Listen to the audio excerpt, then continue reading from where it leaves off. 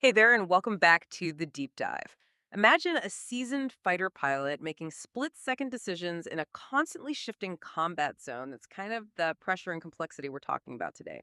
We're plunging into a really fascinating high stakes scenario: how these cutting edge AI systems navigate the incredibly complex world of options trading. Specifically, we're focusing on the pivotal market signals for September 2nd, 2025.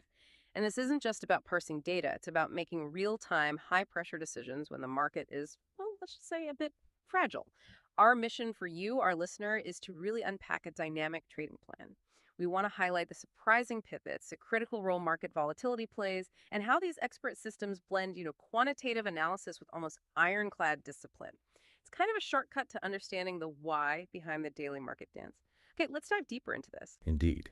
And we're looking at a scenario where multiple sophisticated AI frameworks are involved. Things like Apex Protocol, which is great at high-frequency pattern recognition. Then there's OMNI Profit Nexus that looks more at broader market sentiment from news, social feeds, and Dota's V2.0 for deep order book analysis. They're all synthesizing vast amounts of real-time data. What's truly fascinating, I think, is how these distinct analytical engines, despite their individual power, often produce conflicting signals. And that forces the overarching strategy to find conviction, somehow, amidst all that noise. Which brings us to a crucial challenge. How do you maintain conviction when the ground is constantly shifting beneath your feet? Yeah, that's the key question. So, to understand the full picture for September 2nd, we probably need to rewind just a bit. What did the market look like right before the weekend, say August 29th? What kind of tension was already building up? Right, so prior to the weekend, on August 29th, the market presented a mixed, yet pretty intriguing picture.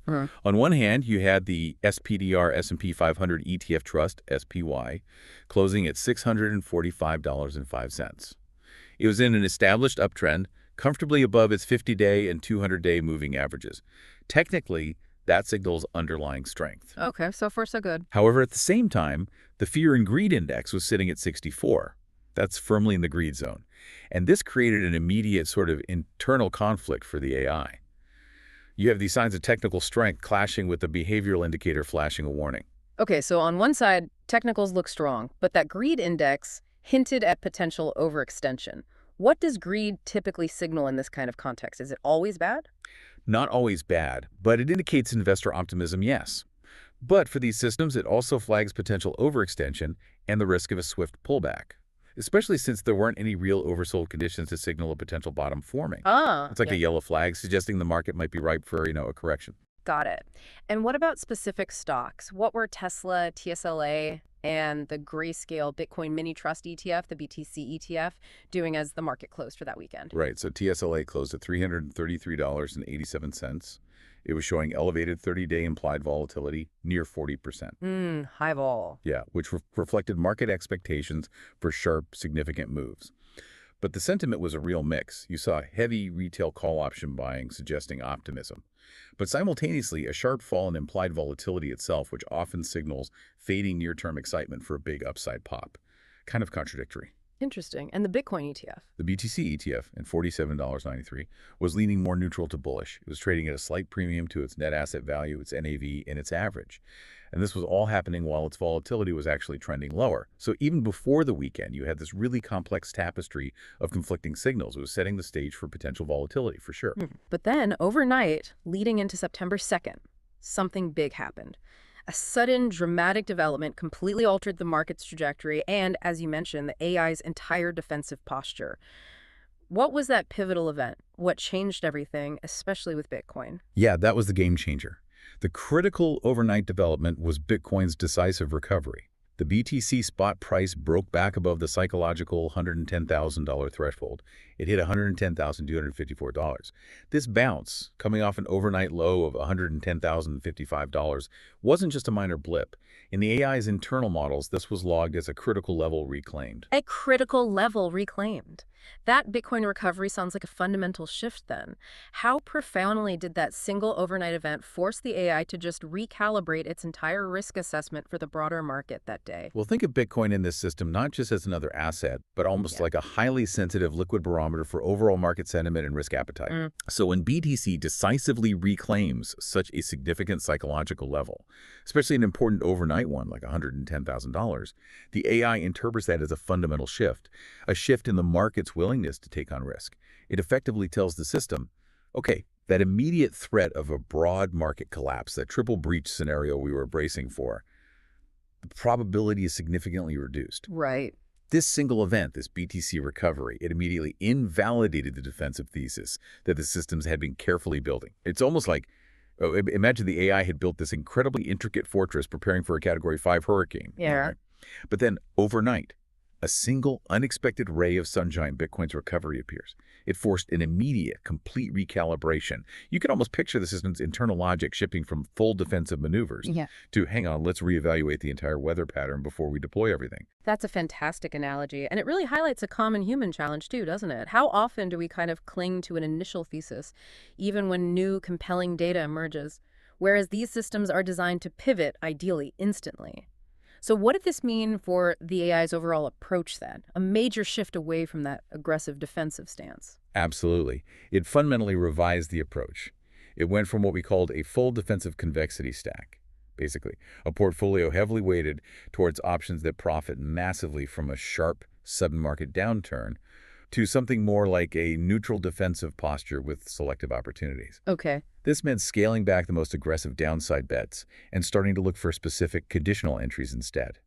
The calculated probability of a continuation lower dropped significantly, from about 60% down to 35%. Meanwhile, the odds of chop drift or even a relief bounce increased. It really underscores how quickly and dramatically market signals can shift and the need for instant adaptation. Okay, let's unpack the next crucial element here. We've just learned how Bitcoin's move changed the big picture strategy. Now, how does market volatility, specifically the VIX, become what you called the literal master switch for the day's entire trading strategy? That's a powerful claim. Can you elaborate on why the VIX, the volatility index, plays such a pivotal role? What exactly is it measuring for the AI that makes it the switch? Absolutely. The VIX isn't just some generalized measure of fear. It's a real-time gauge of the market's expectation of future volatility. And it's derived directly from the prices of S&P 500 options. So for our AI, it's a fundamental reading of the overall risk environment.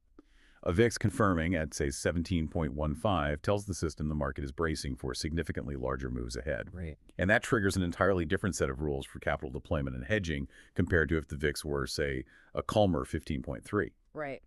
And leading into September 2nd, there was this discrepancy. Some reports cited the VIX at 17.1 phi, indicating elevated fear, while others showed it lower at 15.3. This wasn't minor. It potentially determined the day's entire risk posture. A VIX discrepancy like that, I mean, that could lead to paralysis for human traders. How exactly did the AI systems in real time reconcile those conflicting reports and arrive at a single unified risk posture? Good question. The systems implemented a very precise VIX branching logic. This became a core pivot point for the day's plan. Here's how it worked. If the VIX was confirmed to be below 16.5, then the total options exposure was capped at a conservative 10%. And importantly, no static UVXY hedge was applied. Okay, what's UVXY again, just for clarity? Right, UVXY is an exchange-traded fund, an ETF, that provides roughly 3x beta to a VIX spike. Basically, it's designed to amplify the movement of the VIX, usually by about 3 times when volatility rises. It's a common hedging tool. Got it. So VIX below 16.5 means lower exposure, no UVXY hedge. That signals. That signals what the system calls a controlled fragility regime. Things are maybe tense, but not yet critical. However, if the VIX was confirmed to be at or above 16.5, the rules changed. The total options exposure limit increased to 15%. And crucially, those UVXY volatility hedges were actively deployed. This signifies a switch to a more aggressive defensive mode. And in this mode, scaling in those hedges becomes important as the VIX rises further. For example, maybe a 0.25% allocation at VIX 16.5, increasing to 0.35% at 17.0, and perhaps up to 0.50% if the VIX hit 20.0. Wow, okay, so it sounds like the VIX truly is the operating system for this AI's daily strategy. But are there inherent risks or blind spots if the VIX itself were to behave unexpectedly or if its reading was somehow compromised? That's a critical point. While the VIX is powerful, the systems are programmed to cross-reference it. They look at other volatility metrics, broader market data, price action itself. A sudden, unexplained VIX spike without corresponding price moves or news would definitely be flagged. It might cause the system to pause or adjust that branching logic until there's confirmation. The risk is always in relying too heavily on a single data point, so redundancy is absolutely built in. Makes sense. Okay, so with that VIX decision tree firmly in place and knowing Bitcoin's big shift, how did the AI systems then advise approaching specific assets like SPY, TSLA, and the BTC ETF on this selective convexity day? Right, so connecting it all together, the strategy shifted to highly conditional, very precise plays across the board. It wasn't just buy or sell. For SBY, which the system viewed as the anchor of fragility, it remained in a state of conditional fragility. Conditional fragility. Yeah, the playbook advised initiating puts, for example, the SBY 645, put expiring September 3rd with a limited allocation, maybe 2%, but only if SBY confirmed a breakdown below $643.50, and critically, with significant volume. Volume confirmation again. How much volume are we talking? We're talking something substantial, maybe over 15 million shares traded just in the first hour, a clear sign of selling pressure.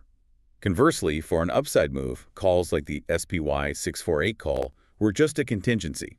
They'd only be considered if SPY decisively reclaimed ground above $648. Okay, very specific triggers there.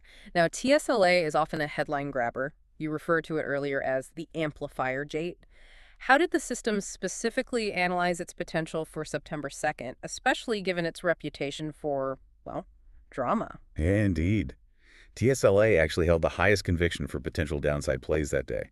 The system's identified what they termed a 335 cliff. A 335 cliff. Why that specific number? It wasn't arbitrary. It's derived from a confluence of factors the AI tracks. A significant cluster of historical trading volume around that $335 level. A noticeable buildup of open interest and options just below it, suggesting a psychological barrier and observed price action, where a decisive break of $335 often triggered accelerated downside momentum in the past. Okay, so history and options data pointing to that level. Exactly. So the primary strategy involved TSLA 330 puts expiring September 6th, with maybe a 5-7% allocation. But again, only if a clear breakdown below $335 occurred, and with expanding volume to confirm the AI's thesis. A key rule here was explicitly no puts without a confirmed break below $335. You wait for the confirmation. No forecasting, trade the confirmation. Got it. And upside. Upside contingency calls, like the 340 call or maybe the 355 call, were only on the table if TSLA managed to reclaim ground above $340. That's a really clear explanation of the why behind that specific trigger point. Thanks. And what about the BTC ETF? Given its pivotal overnight surge, that must have changed things dramatically for its plan. Oh, absolutely. This is where we saw the most significant shift. Because of that overnight recovery of spot BTC above $110K, all the prior bearish put setups that were considered for the BTC ETF were just canceled. Wiped. Cancel entirely. Wow. Yeah. The bias there turned definitively neutral to bullish. The strategy pivoted completely. Now it was looking at optional hedge tilt calls, like the BTC ETF 48 call expiring September 13th, but even then, only with a small 2% allocation and only if the ETF could sustain trading above $48 for a decent period, say 30 to 60 minutes, with rising volume. So even the bullish side was cautious and conditional. Very much so.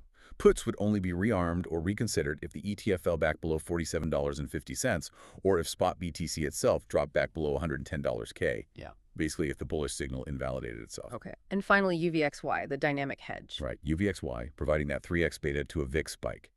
As we discussed, it was activated only if the VIX hit or breached that critical 16.5 trigger level for the branching logic. The allocation was scaled, starting small at 0.25% if VIX was at or above 16.5, increasing to 0.35% if VIX got to 17.0 or higher, and potentially up to 0.50% if VIX reached 20.0 or more. It acts as crucial portfolio insurance, but only when needed. This sounds like incredible precision is required. And even with all this complex AI strategy, it seems like managing risk is absolutely paramount. What kind of strict protocols are in place for such a dynamic environment? It almost feels like the AI is trying to protect itself from its own potential over-optimism or pessimism. That's a very insightful way to put it, actually. And this is precisely where the human-refined strategy, the overlay, truly shines. It's about embedding a cautious discipline into the automated actions. So regardless of the VIX scenario, strict risk management is paramount. The systems adhere to several key rules. First, exposure limits. There are individual position limits like, say, 3% max for a 0 DTE option, maybe 5-7% for a longer swing trade. And then that total options exposure cap we talked about, 10% if VIX is below 16.5 or 15% if it's at or above 16.5. Okay, hard caps. Then stop-loss protocols. It's usually a tiered approach. Maybe a negative 25% drawdown on a position triggers a partial trim, forces a reduction. And if it hits negative 40% drawdown, that prompts a full exit from that specific trade. No questions asked. Strict exits. Absolutely. And then there's the kill switch. This is an ultimate safeguard. Right. This protocol is armed and ready to flatten all risk, liquidate everything, if specific extreme conditions are met. Like what kind of conditions? For instance, if SPY were to fall below $640 and simultaneously the VIX spiked above 18, or simply if the entire portfolio experienced a 40% drawdown, it's the emergency brake. Wow. And you mentioned zero DTE options earlier. Yes, there's a strict rule. No holding zero DTE options after 12:000 p.m. Eastern Time.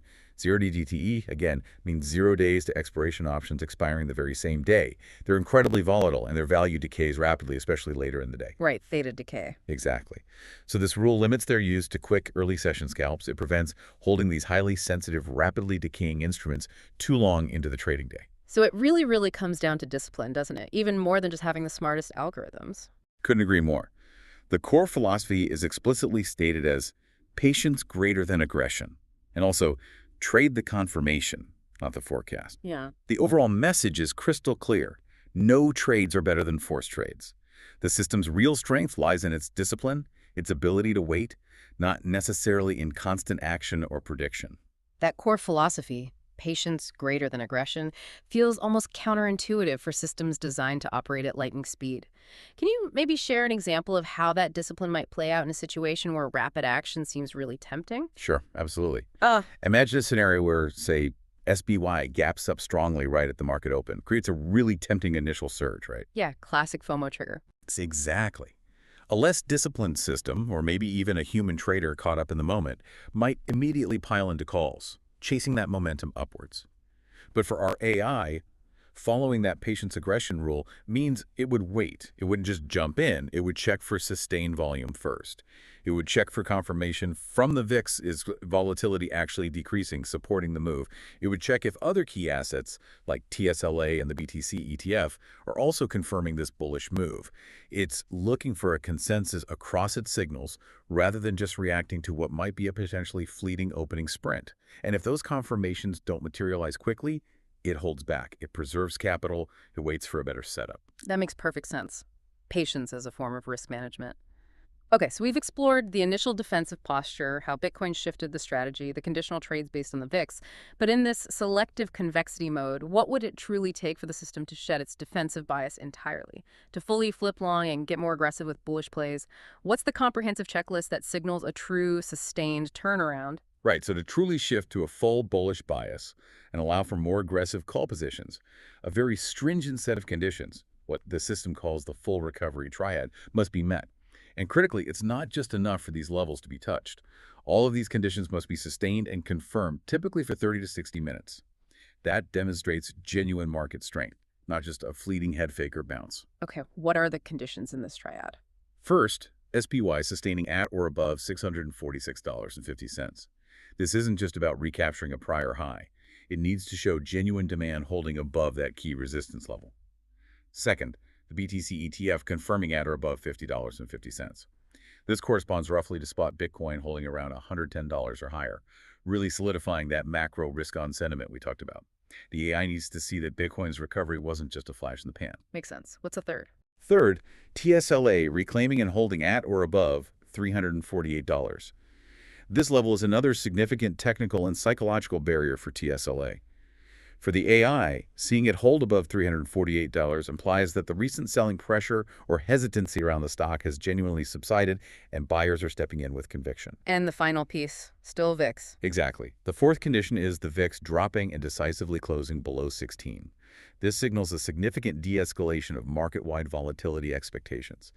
It shifts the overall risk environment back toward a calmer, more predictable state, making bullish bets less risky. So it's really not just one or two things lighting up green. It's a total confirmed market turnaround across all these key assets and the volatility indicator. Each piece seems to validate the others. Precisely. Until all elements of this triad are firmly in place and sustained, the system maintains its selective defense posture. It stays cautious. Only when that full confirmation happens would it even consider limited bullish probes, maybe looking at SPY September-October 650-655 calls, or TSLA 350-355 calls. And even then, only with robust volume expansion confirming the move. It really reflects a deep respect for market structure and the inherent risk of being prematurely bullish. It's a testament, again, to that discipline, the discipline required to not just forecast, but to confirm the reality on the ground. Wow. What a deep dive into this intricate dance of market signals and AI-driven strategy, from Bitcoin's pivotal overnight recovery to the VIX acting as that master switch, and then the meticulous asset-specific plans for SPY, TSLA, and the BTC ETF. It's just so clear that navigating these markets requires far more than just raw data crunching. It's about sophisticated pattern recognition, sure, but also adaptability and that unwavering discipline you keep mentioning. Indeed. I think the true takeaway here is that blend.